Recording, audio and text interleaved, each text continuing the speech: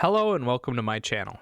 Here I review new movies and television shows and try to release a new review every day from Monday to Friday.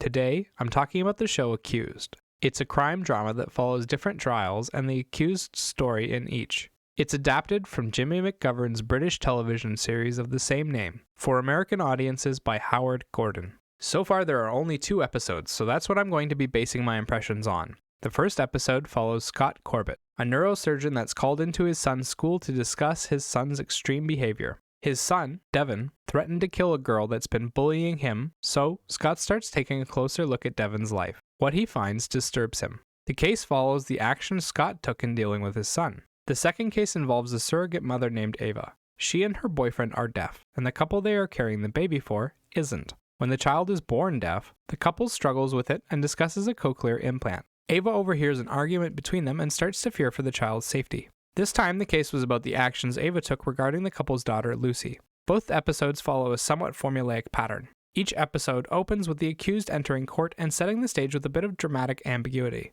We then watch as the prosecutor and defense counsel ask different relevant members of the case questions about the defendant. Each question spurs on a flashback that reveals part of the story. The stories are told in a linear manner. Each court case starts at the beginning, with the flashbacks being revealed in order. Each story is a highly dramatic situation with lots of ethical questions involved. Examples include, is it okay to murder someone to stop them from killing others? Or is it okay to kidnap a child to protect it? Both episodes feature incredible actors like Michael Chiklis, Aaron Ashmore, and plenty of other names and faces that you are sure to recognize. The episodes tend to revolve around a couple of central characters, with one main character that gets the lion's share of the screen time. So far, all of the performances have been top-notch. Michael Chiklis carries the first episode, and his performance is heartbreaking.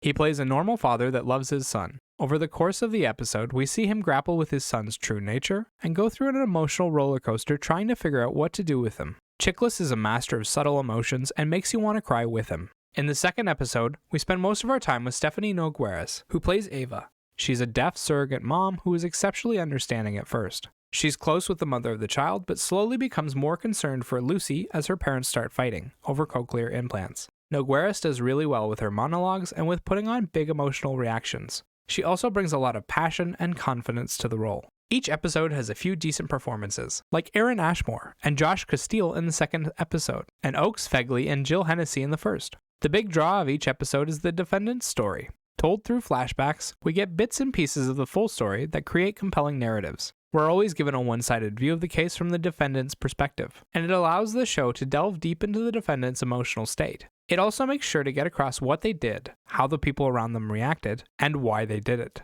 So far, both stories have been highly dramatic. At times, the show has to cut scenes short or rush through them, and at others, the logic behind the scene is completely missing. Like when Ava somehow knows the couple is fighting in another room, despite being deaf, and just so happens to have an app that perfectly translates their argument through the door. If this kind of secret spy tech existed, it wouldn't be available on your phone for free. Anyone who's actually tried software like this knows how unreliable it is, and making extreme decisions based on it is just absolutely insane. Every scene in the courtroom feels like it was written by someone who's only ever seen court on television, and the cases are decided in some of the most ridiculous ways I've ever seen. The first case should have never made it to trial, and the second ends in a way that makes zero sense. The trials are purely a backdrop, and the show doesn't focus on getting them right. Sound-wise, the show is fairly quiet. They tend not to use music and rely on the actors' performances to draw you in. When they do use music, it's short tension-building tracks in the background. Just loud enough to help the mood along, but quiet enough that you don't really notice them. Visually, the show is pretty standard.